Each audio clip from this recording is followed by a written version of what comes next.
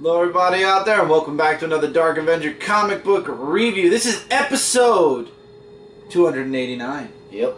We'll talk about that in a moment, but first of all, sorry guys, this is a late review again. We're actually going to be uploading this video the exact same time last week's video was uploaded, or last week's review was uploaded. Unfortunately, that is due to the fact, actually it's not our fault this time.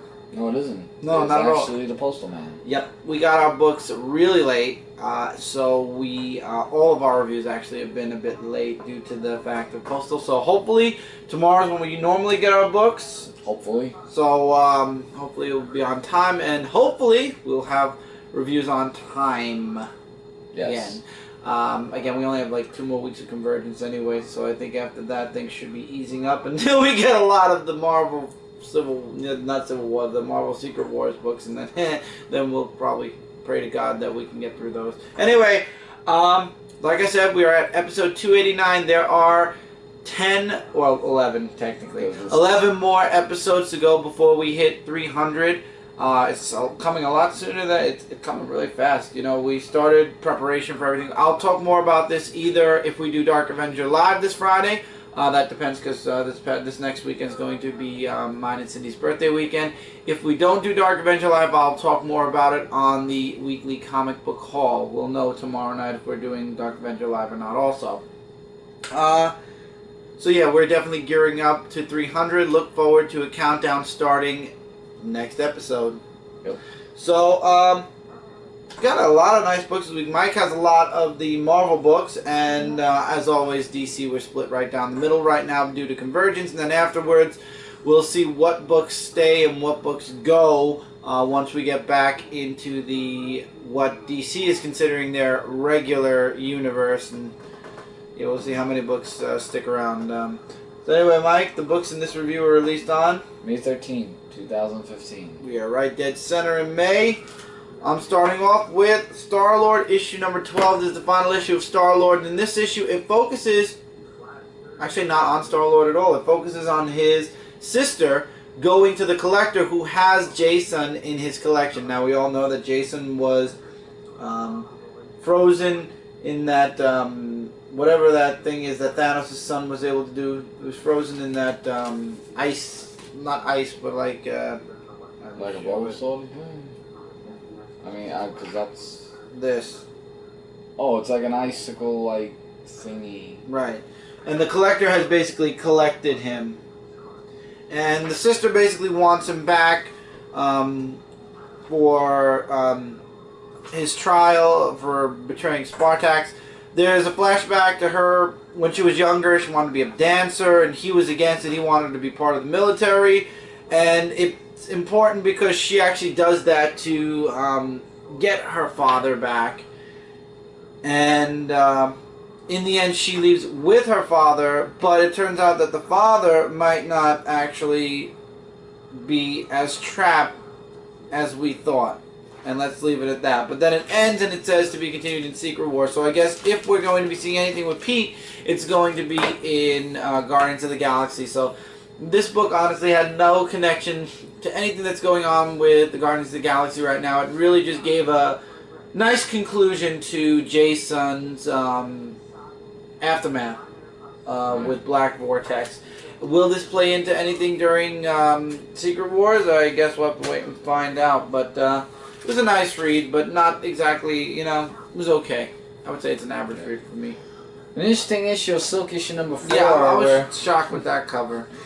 The whole thing of Human Torch asking Silk out on a date and stuff like that, and Spider-Man actually being kind of jealous.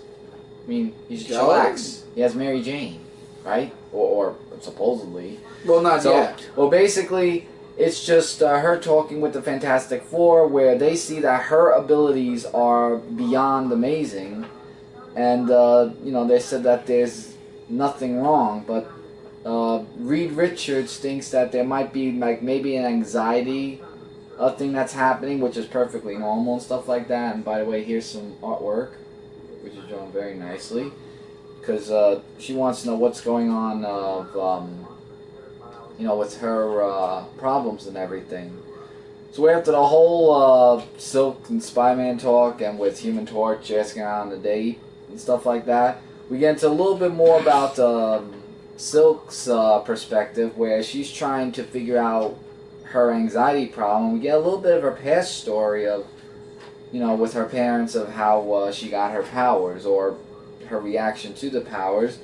So Human Torch teams up with her as a date thing, which I thought was kind of hilarious. And then there's a little bit of a Black Cat moment, and yeah, has her own army to go after Silk. Who didn't see that coming after the whole thing of what happened in Counterman in the last issue, so go figure. I'm starting not to like Black Cat a lot more. Yeah, I'm not really enjoying... I'm not liking her character, the way they're turning her out. I don't know why. Yeah, I'm not really enjoying her her new character. That's just me. Darth Vader, issue number 5. And in Darth Vader, we have some interesting... I'm telling you, an interesting turn of events indeed. Like, we get Darth Vader, who is going on the... what was that planet called? The Outer Rim. Like, basically, he's going to, with his army, I know that that word's around here somewhere. The Empire? The second platoon goes to the dojo, and the first platoon's going with Darth Vader because there's like some common enemies that he wants to take care of. Like, for example, they meet up with Moret right here. And the artwork's like really amazing. I really am enjoying the artwork. And we get a what's his name? Silo the Fifth, who is basically alive. He wasn't actually dead, and he has an army of himself that's by his side. And this was a real shocker. Why do I? The Emperor. The Emperor. Thank you. I keep forgetting that. The Emperor actually makes his appearance to Darth Vader, and basically he's just saying how him and Silo are just gonna really make an example out of him with his own team that he has. So Darth Vader kind of got caught in a trap with a lot of things on his hands, and a lot on his plate. That's all I can say for that. Alright, this is my last Marvel book, and it's Spider-Man 2099 issue number 12, the final issue for 2099. Now we're going to be going into Secret Wars 2099. In this issue, Tempest has been transformed into this mutant-like creature, and it's up to Miguel to save her, and he wants to know why it's happening. And it turns out that the cure for cancer, there's possible side effects that can cause mutations, and the good news is it's only temporary. It could be anywhere from 6 minutes to 6 hours. So basically Miguel has to just wait out the time limit and try to get Tempest to go, you know, to knock out or something. And she wants to eat Spider-Man. Who didn't see that coming? And in the end, I don't want to spoil how he was able to kind of knock her out, but in the end, he's able to do that. And slowly, she transforms back into herself. She's completely still cured of cancer. And Miguel actually, to save her, or the method, it actually comes back at the end of the issue where he tells Tempest goodnight, and she says goodnight, but she doesn't say goodnight Spider-Man, she says goodnight Miguel. So if we do come back to Spider-Man 2099, which I do hope after all is said and done, we do end up back with Spider-Man 2099.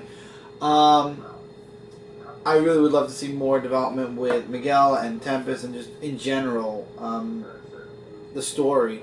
This is an excellent story, 12 issues long, really great run. I hope that, like I said, we get another run after Secret Wars and everything is said and done. The artwork in this book was excellent. I did show some artwork, but it does no justice. You should really check this book out. I really could not recommend Spider-Man 2099 enough. I wish it didn't, you know, have so many tie-ins to Amazing Spider-Man, so I could say it's its own story. It is tied into a bit of the events that were going on with Spider-Man, but all in all, still a really enjoyable book, and I wish it had more time to blossom as a, you know, solo series. Magneto issue number 18. That's connected already to Secret Wars. It is actually connected to Secret Wars already, because in the whole issue, it's just Magneto talking with Lorna about how he wishes that, you know, he could have been a better father and everything, and what he's trying to do for the mutants of mankind, that is. He's got to, like, do what he has to do to... Basically, he's like their last resort to survive. And we get a little bit of a backstory of him with King Namor, actually, in relations of talking to each other. And basically, it's just... like he wanted like him to join his team and everything because of you know, mutants. Like, he's for the mutants, and he wanted to basically have a world that he could rule with mutants, but now he just wants to help them rather than just rule over the world. So you know, there's a lot of other stuff that's involved in the story that you'll definitely have to read, along with the backstory of how him and Namor actually grew close together as mutants and stuff like that. And basically what he does is just tries to make a huge sacrifice that is going to possibly, hopefully, let people remember them by. And well, let's just say that things are going to be a little bit rough for both Magneto and Lorna possibly in the next issue. The good news is Magneto is still going to be happening well into... Yeah, I thought it was going to get canceled. No. From what it's called The Last Days Of. So it's probably going to be connected to what Mike's going to be doing next. The last book for this month, at least. This big, huge book. Secret Wars, issue 2 of 8. And to be... I will say this, I did read through most of it. I didn't finish it because Michael's going to be covering Secret Wars, like I said, at least until next month, where I'm going to jump in after Convergence ends. Like, it's just... Well, first of all, it goes into Thor's backstory a little bit, where I was going to say, it connects to the Thors at the very beginning of the book. So. Yeah, where they're learning that Doctor Doom is their rule and everything, and here's some beautiful artwork, I will say that much.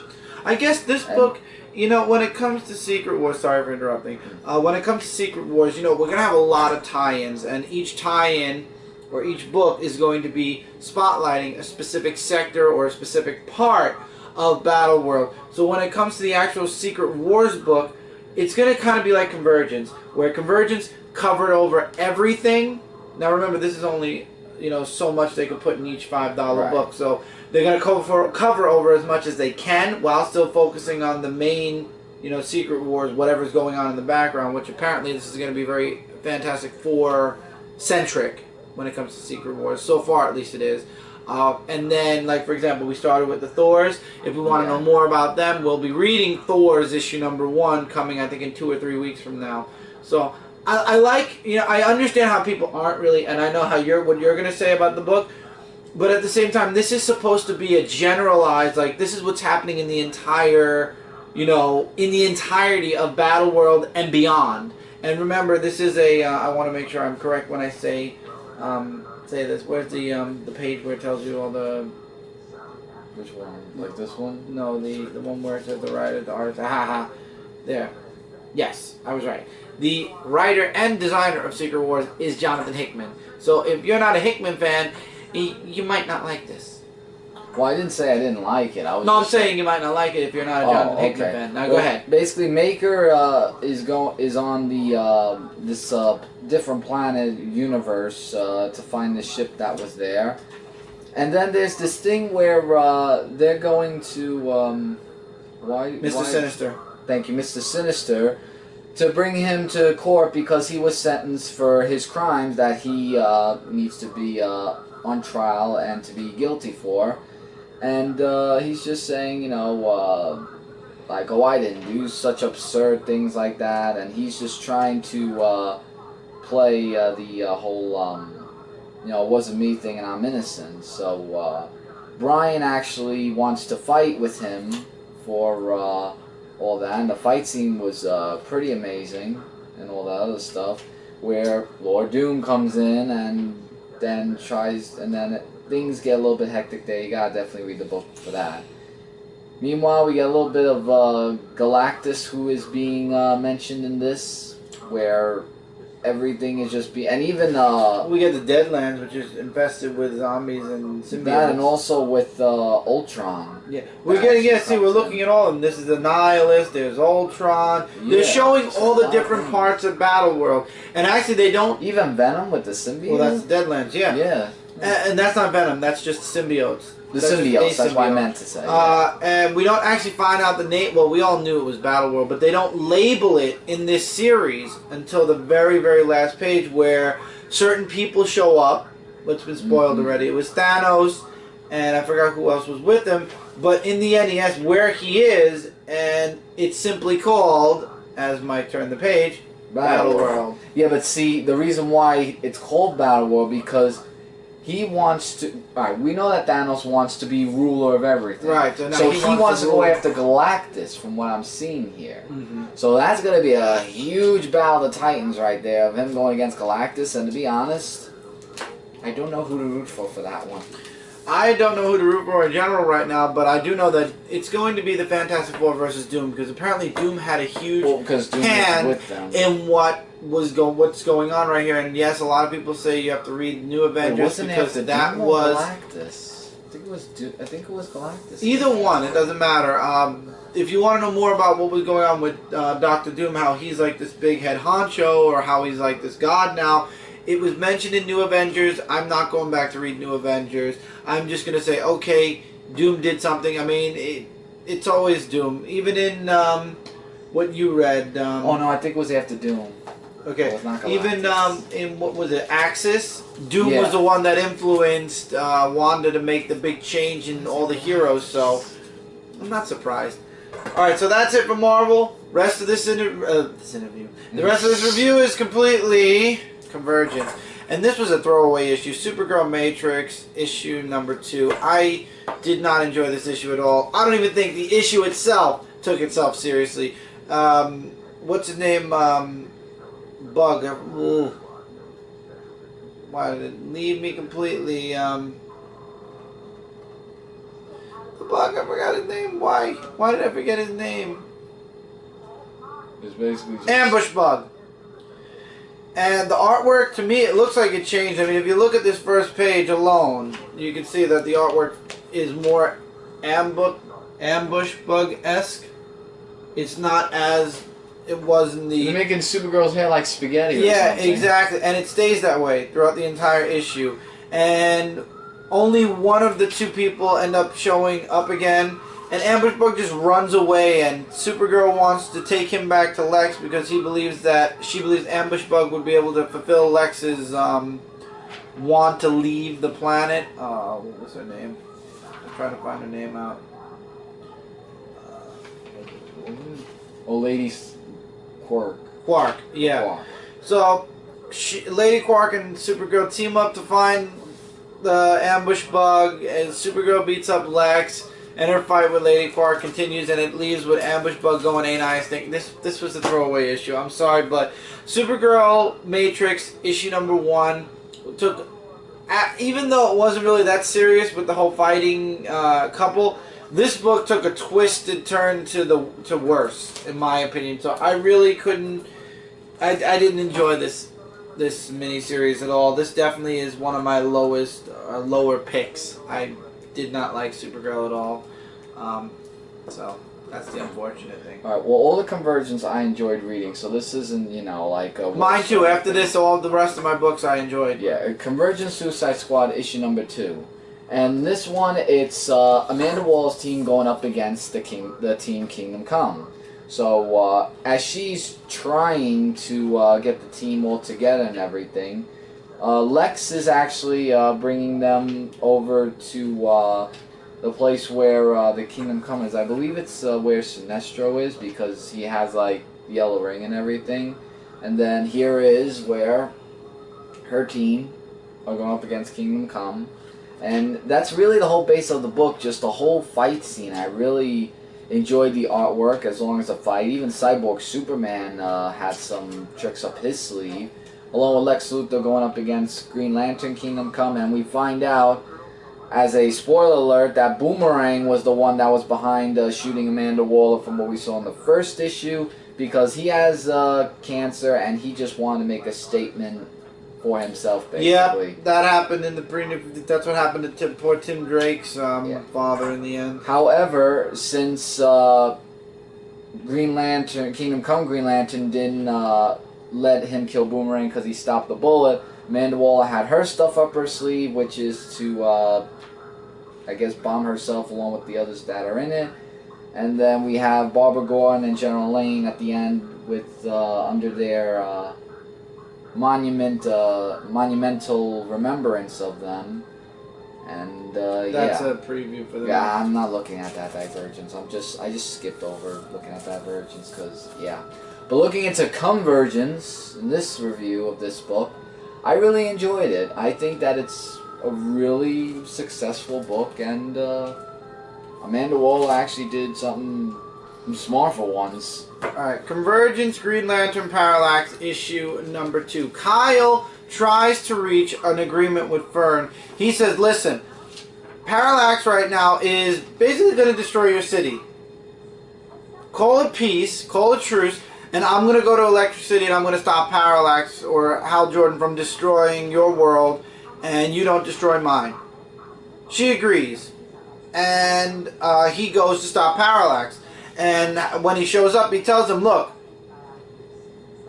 you call your princess and her soldiers back, because they're not fighting right now. They're literally doing nothing. And I'll deal with my friend over there. And they agree. But they lie. Once Kyle's away, they basically tell Fern to destroy the city, eradicate the entirety of the city, and they'll keep the two heroes or the two champions busy. And what happens is Kyle tries to reach out to Hal to kind of snap him out of it. It looks like it works. It doesn't. Kyle gets sent back to his city and he finds out that he was betrayed.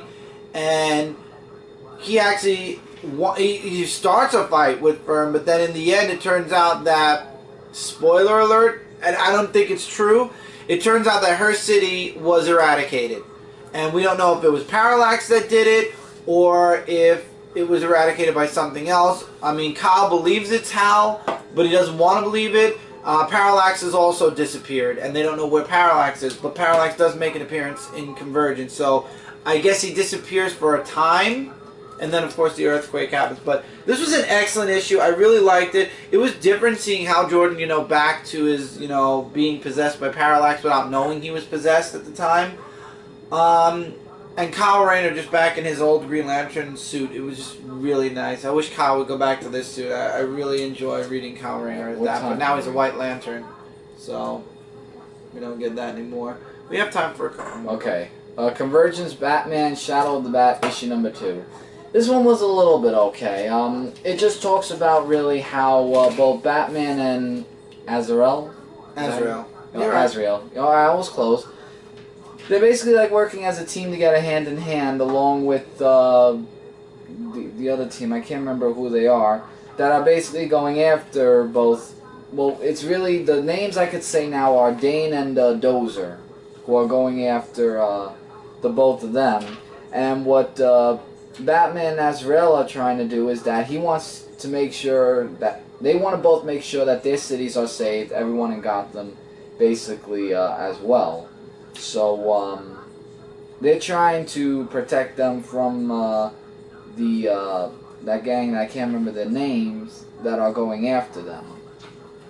And it's like a whole big thing right here. And the artwork was a little bit okay. It was a little bit sketchy. I think that's how the first issue was. But it fits the time. But it fits the time, like I was going to say, and I actually like the story. I like how both, like I said, Azrael and Batman, they make a great team for each other, so I don't see why not that they shouldn't make a team book of Batman and Azrael, because they just really do what's best for Gotham, and basically after that, they wanted them, to team up, like Azrael's like saying, here's the deal, you surrender and save your whole crew, and Batman, I promise to team up with you and the rest of Wetworks to go after the entity that did all that to us and all that other stuff. So they stand down and they work together. So there was like a whole lot of stuff you have to take in from this book, from beginning to finish, but it was pretty okay. Alright, next book is Superman, Man of Steel, issue number 2. Steel is paralyzed. In the last issue, he was paralyzed. And I knew this was there was going to be a point to the Cap being injected with the nanites from the dome. Natasha and Jamal end up going off to fight Gene 13 and her people, who are fighting Parasite, and they made most of that fight actually was really good between them and Parasite, and they end up subduing Parasite. And while all this is going on, guess what? John Henry actually has the nanites injected into his body so that he could become like the cat, basically, and he's able to walk again. He actually is more linked to Telos now. So not only is he physically enhanced, but mentally he's also enhanced. He actually can be. He actually says he's starting to think clearer also, and he feels a connection to the planet. So he shows up to the fight because Jamal and Natasha end up fighting against G13 and her people again after they take out Parasite. He shows up, makes quick work of them this time, and kind of Gene 13 didn't want to do the fight in the beginning, and Steel feels the same way. So he kind of tries to slow them down long enough to say, listen, we don't want to fight. We will beat you if you fight us, but we don't want to fight. We're not your enemy. We need to work together to stop Telos and what's going on. And that's when Gene 13 said, I thought the same. He takes his hammer, smashes it down on Telos, making the proclamation, we will not fight. Gene 13 disappears, and it all continues in, as this book says, Convergence. This is a good beginning and end issue. I do like that the covers for both issue 1 and 2 connect. It definitely reminds me of the 90s, because in the 90s they used to do that a lot. It was a good issue. Had a perfect beginning, had a perfect ending. And John Henry can walk again. Obviously the effects of him being injected with the nanites won't continue on, because we all know that in the past John Henry Irons can walk still. So probably, you know, again, it's just for Convergence, and then I'm sure it'll all disappear. But this was a good read. If you're a Steel fan, I would definitely recommend it. I enjoyed it. I liked the artwork, and the story was good beginning, good end. Yep. So hopefully things will continue in Convergence, but Steel will see more of him. And guys, give us just a couple of seconds, or a second, and we will continue with this week's books. Okay, and now we're on you again. Yep, Convergence Catwoman, issue number 2. Catwoman encounters one-on-one with Kingdom Come Batman in this book. And basically, I thought that they were going to actually fight each other, but he actually is trying to save Catwoman at first, because there's just a whole thing that, you know, like they had, Catwoman's like trying to say, you know, you know, we need to talk, because there were times where, you know, like she had these feelings for Batman and stuff like that, and he's just saying, you know, like oh, you're old and everything. I thought that was actually kind of funny in that statement, and I like the artwork, by the way. So Batman's just like saying, you know, I don't take orders from anyone. I just do what I want, because saving Gotham is what I need to do. So what's his name? Manham? I think? Manham, yeah. Manham makes an appearance in this book that goes after Catwoman and Batman, and well, let's just say that he has stuff up his sleeve that kind of almost would have destroyed Kingdom Come Batman. And you know, Catwoman's just saying, you know, you can't do this with using guns and stuff like that. So let's just say that, as a spoiler, Catwoman does get shot, and she tells Batman, make a promise to me that you will try to save the city. And wow, I did not expect to see that coming, where Catwoman actually did that. And you know, some of these Convergence books, you know, I kind of could see a story continuing Yeah, a Is lot it of just them, me, actually. or No, does a it lot look of like them it can? actually, yeah. It could go into a continuing thing where Batwoman tries to save for Catwoman. So continuing with some Kingdom Come heroes, we have Justice League International issue number 2. The meeting between the Justice League International and the Justice League from Kingdom Come happens. Wonder Woman threatens Blue Beetle, saying either surrender or fight for your city. Blue Beetle won't surrender, but at the same time, he wants this to end peacefully. She said either you surrender or we fight. So they end up coming to terms that they're going to end up fighting. And things go the way Wonder Woman figured they will, and she's like, we'll win, and things don't go the way Ted was hoping for. And then the rest of the book is a gigantic fight. The two Blue Beetles, however, Blue Beetle from Kingdom Come and Blue Beetle from Justice League International, they make their way out of the fight and end up fighting something else. They end up fighting the robots, Telos' robots that were meant to keep the city, the people in the cities. So they end up fighting them, and all throughout this, they're telling jokes with each other. It turns out it's Blue Beetle's birthday, and which Blue Beetle? Or both of them? No, Ted Cord Blue Beetle, the JLI Blue Beetle, and it was just a hilarious fight between them and the robots, and then something happens, and Ted has to save the Kingdom Come Ted, and then it turns out that the Kingdom Come Justice League, spoiler alert, beat the Justice League International, but didn't kill them, just knocked them out. So in the end, even though they won, they just left. They ended up leaving, and the Justice League International, they go back to their headquarters, and they've lost. So that was it, and they're wondering what happens next.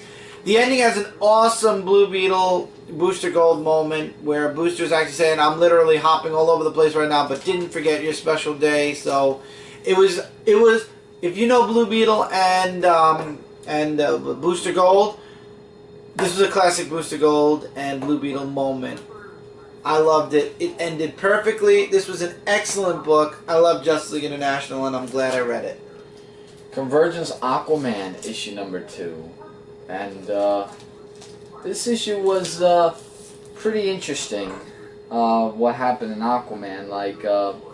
I mean, it's a very long dialogue, but it's basically him trying to talk terms with Deathblow. And we get a little bit about Deathblow as well, about how he became... Well, his name is Michael Cray, originally, for those who did or didn't know about him.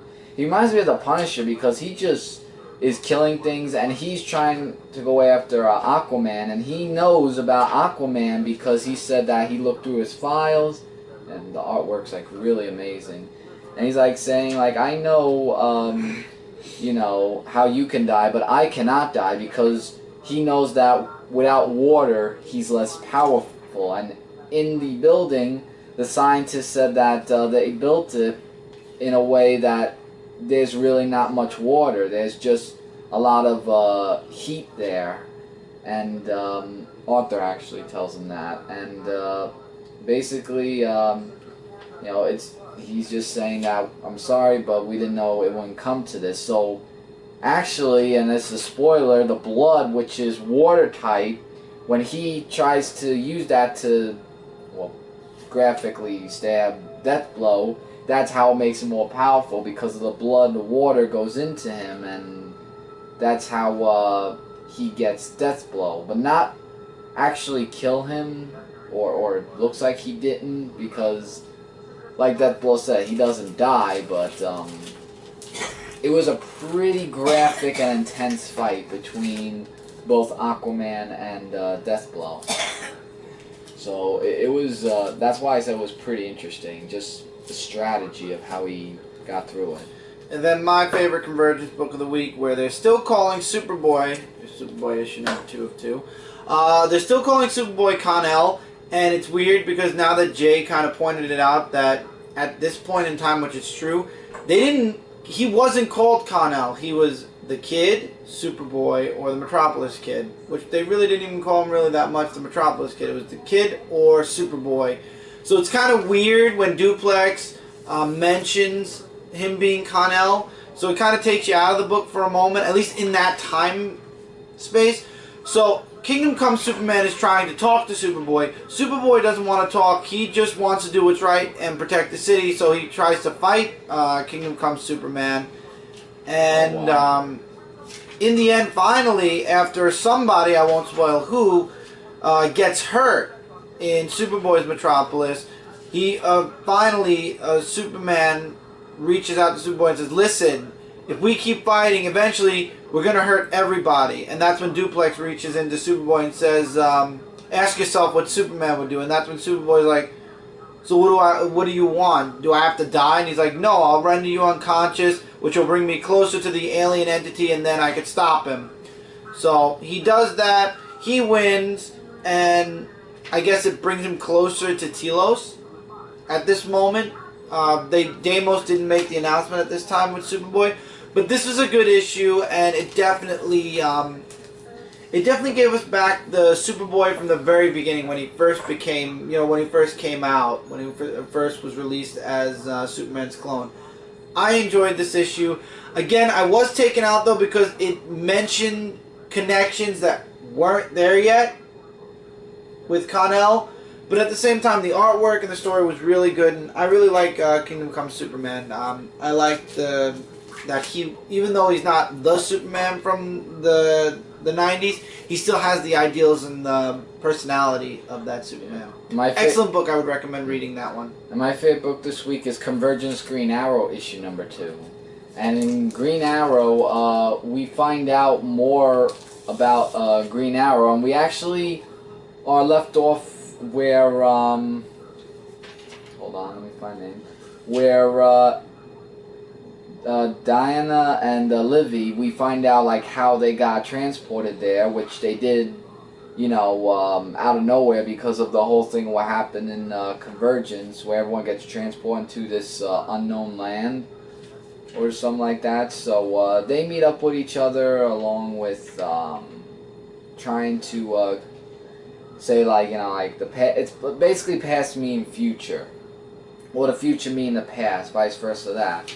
So they're on this island right here, or this city that looks like an island, and they're trying to figure out, how there's a way to get out of it, or what they'll have to do. So basically, them knowing, they just said, you have to accept the challenge, and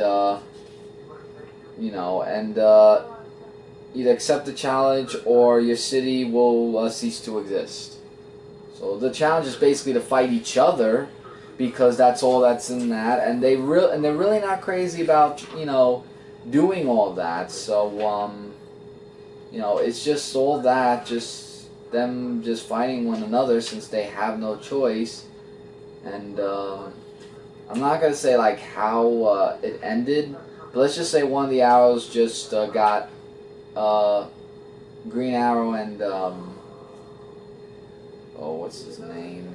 Can't remember his name.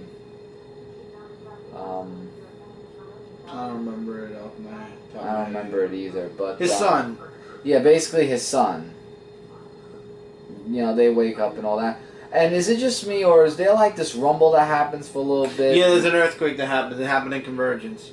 Yeah, and then they just have a father-son moment, which is actually what was really great about this book. And I liked how the whole thing with Diana, I don't know how to say her name. Diana. No, not Diana. D-I-N-A-H. Dia, and Livy, like how that all happened and everything, but really great stuff. I would recommend both issues of Green Arrow. Alright, so that's it for this week's tie-ins. Now we go into Convergence, issue number 6. 2 issues to go. Finally, Convergence is going the way we thought it was going to go from issue 1. The fighting between the cities is over. So the tie-ins no longer really are tied into Convergence. They're mostly tied into the first 4 issues. The next 4 issues, it's the Earth 2 superheroes looking to unite all the heroes from all the cities to fight and stop Deimos. And Deimos basically brings his people who are willing to worship him, which is mostly 90% supervillains, to fight the superheroes and destroy them. And basically him and the supervillains will rule over all of time and space. And he reveals to Yolanda that her original name at one time was Wildcat. Remember, Deimos now has the ability for the power of time and space, so he reaches into a lot of reality, so he knows everything now. And I love Superman shows up almost immediately, from the 90s Superman, and meets up with Earth 2 Superman, and again, they decide to unite against Deimos and to stop him. Also, FYI, at the very beginning we get to see the New 52 superheroes monitoring Planet Telos actually entering their space. So apparently Deimos is sending the planet into the New 52's universe. So I don't know what that means yet, but we have the New 52 superheroes on standby as this planet is entering their part of the multiverse. And Dick Grayson, now Batman from Earth 2, actually goes off to find Telos and try to, what's the word I'm looking for, bring him onto their side to fight against Deimos. And in the end, Telos actually does that. I love this page right here because it reminds me of Crisis on Infinite Earths. You see all the Earths, and you see all the heroes finally kind of converging together to fight Deimos. However, while all the heroes are converging to fight Deimos, Deimos has his people ready to fight them.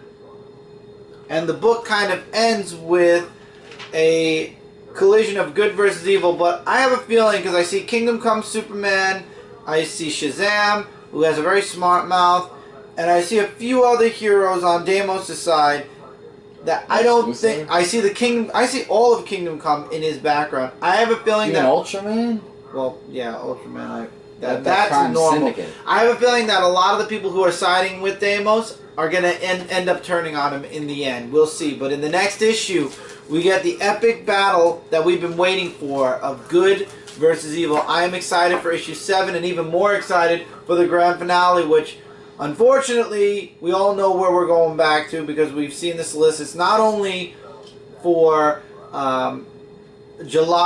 June, but for July. So we all know where we're going. We're going back to the new DC universe, and the multiverse is going to be set back to where it was. Hopefully it'll still exist though, and it won't be all erased, which I doubt they're going to do that. I hope they're not going to do that. So everybody's going to go back to their part of the multiverse, and that's where we're going to leave off, and then we go back to the new DCU, where once we do that, I will be talking about it either on a whole video or no, I will have a live show talking about where Michael and I will be going after Convergence. Not this Friday, probably not next Friday, because we're going to be doing Zone 4 next Friday, but the Friday after that.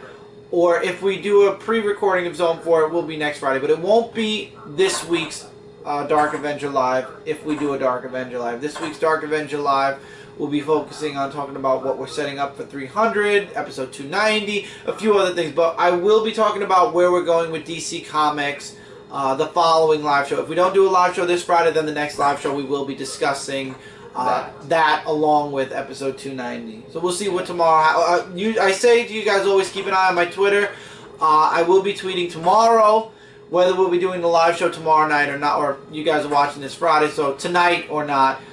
It all depends on if we end up going to get stuff for mine and Cindy's birthday this weekend or not. If we don't, we'll be able to do a live show. If we do, unfortunately, I have to cancel the live show, but it's a 3-day weekend, so maybe we'll do the live show on the weekend. Like I said, always, if you have Twitter, subscribe to me on Twitter. Keep an eye on my Twitter. I will be mentioning all there. So once the news is available to me, I will make it available to you guys, and you guys will then know when and if there will be a Dark Avenger Live. So that's it for this week's review, guys. Sorry it's late again. Pray to God that this time it won't be. I'll tell you right now, it's a 3-day weekend. It's Memorial Day weekend. If we don't get our comics by tomorrow or Saturday, the review is going to be really late. Memorial Day. Yes, happy Memorial Day to everybody in case we aren't doing any videos for this weekend.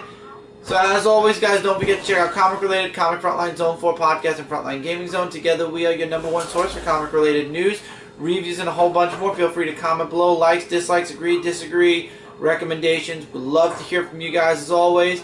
Love talking with you guys on Dark Avenger Live. Hopefully we will this week, if not definitely next week. If not next week, because of Zone 4 the week after, 100% for sure. Yeah. So until then, guys, take care, keep reading, keep collecting, and we'll see you guys in the next review. Later, everybody.